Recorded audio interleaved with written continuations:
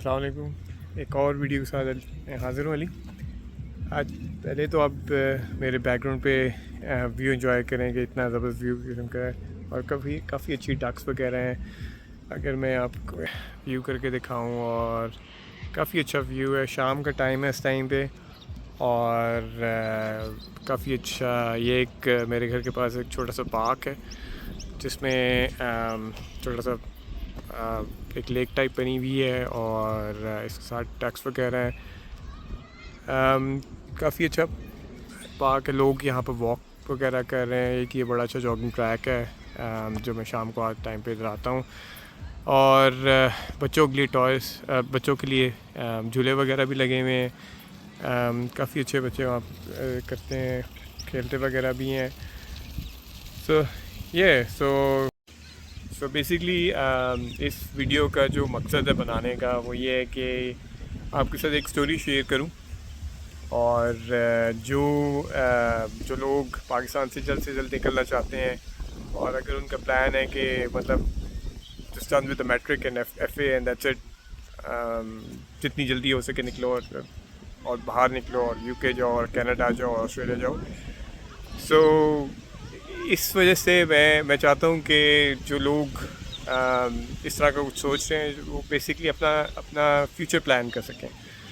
सो जो स्टोरी मैं शेयर करना चाह रहा हूँ वो बेसिकली एक वन ऑफ माय फ्रेंड जो कि ऑस्ट्रेलिया आया था आज से अराउंड 20 साल पहले, और बैक इन 2008 या 2007 में उन जनाब ने अपना एफए किया पाकिस्तान से, और उसके बाद ही decide to come here.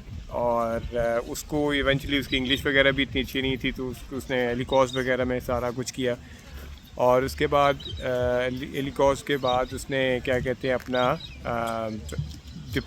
Graduate diploma किया, बैचलर्स में एडमिशन मिला। और उस टाइम पे ये था कि ऊबर वगैरह क्रीम वगैरह नहीं होती थी, तो आपको एज एन जॉब वगैरह भी बड़ी टफ़ करनी पड़ती थी, और बड़ा मुश्किल होता था कि सेमेस्टर की फ़ी निकाले। और उस टाइम पे क्योंकि I don't know Australian dollar भी अच्छा खासा ऊपर होगा, तो खैर बड़ी मुश्किलों से उसने बैचलर्स वगैरह किया और सारा कुछ किया, करा के घर से पैसे आते थे, करा के सारा कुछ किया। विच इज़ अगेन जो बैचलर्स यहाँ पर हुआ है अगर पाकिस्तान में होता तो ज़्यादा मेहनत से होता। और क्योंकि यहाँ पर अगर हुआ है तो वो इसी तरह होता था कि 2 जॉब्स हो रही हैं, साथ स्टडीज़ हो रही हैं, और फिर बैचलर्स हो रहा है। और इवन होता भी ये था कि रात 2-2 बजे तक बैठे काम हो रही है, सिक्योरिटी हो रही है, टैक्सी चला रहे हैं, ठीक है, और उसके बाद सुबह जाके वो एग्ज़ाम दे रहे हैं। सो इस तरह ये डिग्री हुई है। अब इस डिग्री का फ़ायदा ये होता है कि आपके पास मतलब आपने आपको आता है कुछ नहीं है, आपके पास पेपर होता है। खैर वो 3 साल कुछ सप्लियाँ भी वगैरह भी आईं, अच्छा खासा 3-4 सालों में उसने करा के देख लिया। बीच में वीज़े भी रिन्यू हुए, आपके पास रिस्ट्रिक्शंस भी होती थी 20 घंटे की, सारा काम भी आपने ख़ुद करना है, सारी चीज़ें ख़ुद करनी, ठीक है।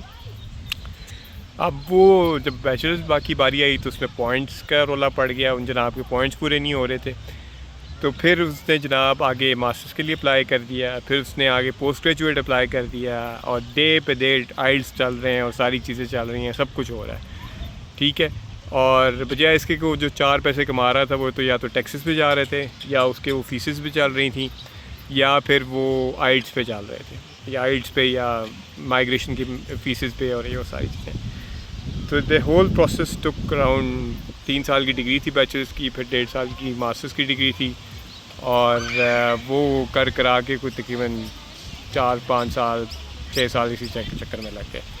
और उसके बाद फिर वो वर्क वीज़े पे आ गया। वर्क वीज़े पे भी काम करके ही थॉट के यार चलो क्रेडिट कार्ड की फ़ीस निकाल लेंगे, ये कर लेंगे, वो कर लेंगे, फिर वही सर्कल चलता रहा। और फिर वो जब सब सर्कल ख़त्म हुआ, then he has to go again on student visa because उसके पॉइंट्स वगैरह नहीं पूरे हो रहे थे। फिर वही जिसे कहते हैं ना पट्टी चल पड़ी। तो करते करते he is still living in Australia from last 17-18 years. अभी तक वो इसी चक्कर में स्टूडेंट वीज़ा भी चल रहा है, और अभी तक उसकी पीआर वगैरह का सीन नहीं हुआ। तो बात यही थी कहने की, इस मकसद का ये था कि बेसिकली यही होता है कि आप टाइम इतना लगा लेते हैं इवेंचुअली आपको इन दी एंड मिलता नहीं। ये अगर बैचलर्स वहाँ से करके आया होता और अगर पीआर की स्ट्रीम में यहाँ पर आता तो वो काम भी फुल टाइम कर सकता था और क्या कहते हैं उसको टैक्सेस वगैरह का मसला नहीं होना था। लेकिन ये है कि जल्दी के चक्कर में उसने जो है ना अपना सारी पैसे भी गवाए और टाइम भी ज़ाया किया। और इवेंचुअली अब कुछ ना कुछ तो हो ही जाएगा 10-15 साल के बाद, लेकिन ये है कि टाइम बहुत ज़्यादा ज़ाया हुआ और उसका इंडियन फ़ायदा भी कोई नहीं होता। तो जब भी आप अपना फ्यूचर प्लान करें ये चीज़ ज़रूर सोच के करें, क्योंकि इवेंचुअली आप निकल तो जाते हैं पाकिस्तान से, लेकिन साथ साथ इंडियन फ़ायदा कोई नहीं होता। इससे अच्छा है कि आप पाकिस्तान में बैठ के कुछ छोटा मोटा कारोबार कर लें बजाय इसके कि आप इस तरह की चीज़ें करें। ठीक है, थैंक यू। नेक्स्ट वीडियो में मिलते हैं फिर।